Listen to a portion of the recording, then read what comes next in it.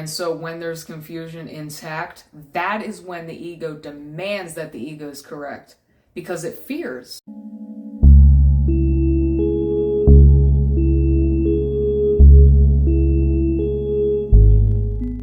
Hey everyone, welcome back to another video. I'm Val Mason. Today we're going to keep it light. We're not going to go too deep. We're not going to get too heavy. And I just want to give a reminder to just keep it light, keep things light, even when they feel really dense and really heavy. That's the most important time to keep it light, to keep shedding that weight, to keep shedding that skin, to keep dropping that load, letting the buildings crumble, leaving the baggage in the past. All the stories of the mind, the world's moving quick, the world's changing gears of the mind really quick.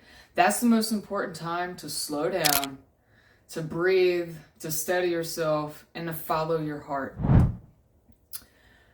Because when those stories and those gears get moving like this, you're like, oh, I got to keep up, and it's like, it can be hard to even be able to, first and foremost, discern what's actually a story of the ego rather than leading from the heart, leading from your spiritual wisdom, your spiritual truth, that little voice, that little whisper, if it feels scary, if it feels threatening, if there's a scream inside of you, that's coming from your lower self, that's coming from your mind.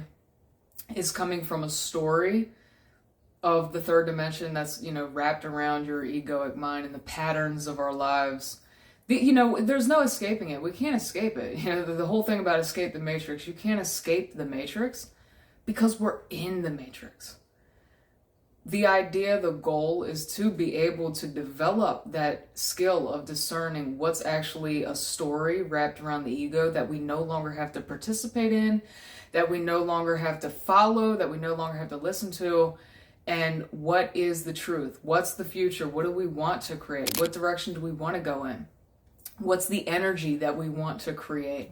As a conscious creator, it's not about trying to so much change or manipulate and reconfigure anything from the past that is meant to be left in the past, and more about, what can we use from the past as guidance rather to the direction that we want to go into the future. So especially at this point where everybody has something to say, everybody's feeling a certain way, everybody's trauma patterns are playing out, myself included, and I find that, when you stay aware of being able to discern the two, that's how you kind of stay on top of the game, and you can kind of keep moving forward. The whole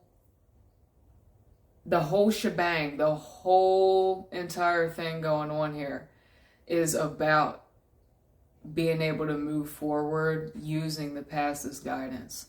Whenever you're feeling like you shouldn't speak up, or you're feeling stuck, or you're feeling scared and afraid, that's all the past. It might take a little while. It might take a period of feeling like that to be able to realize, oh my God, all that is the lower paradigm. All that's fear of the ego.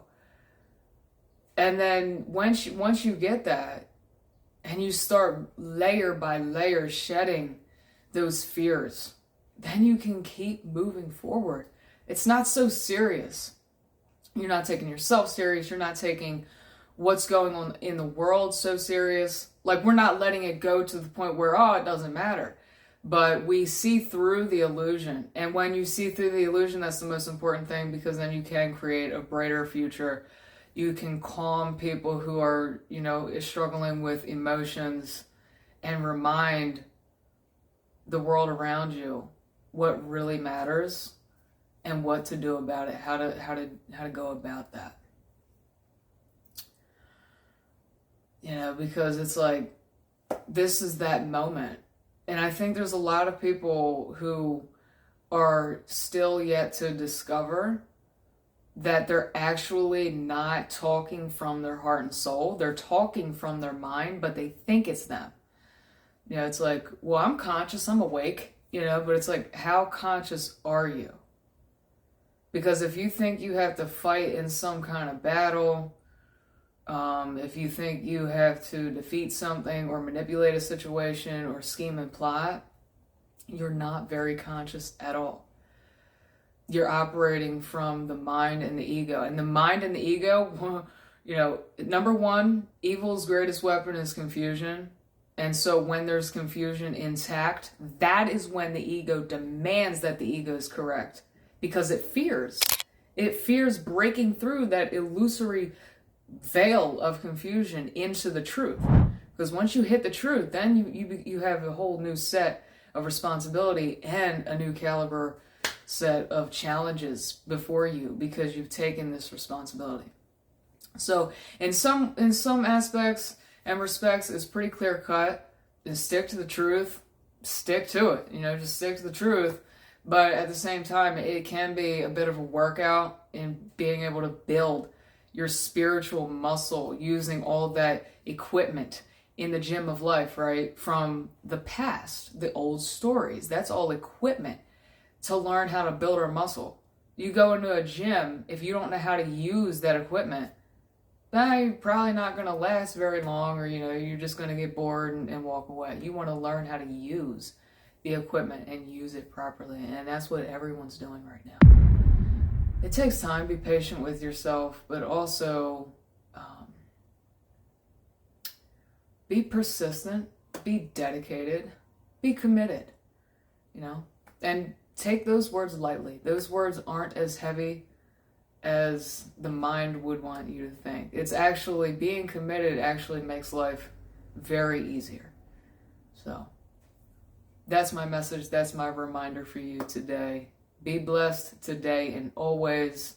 Stay true, stay your course, and keep it light. Thank you for liking today's video. Don't forget, subscribe to the channel and join the community to continue receiving guidance as you reclaim your divinity and step into your soul purpose at this pivotal time on the planet.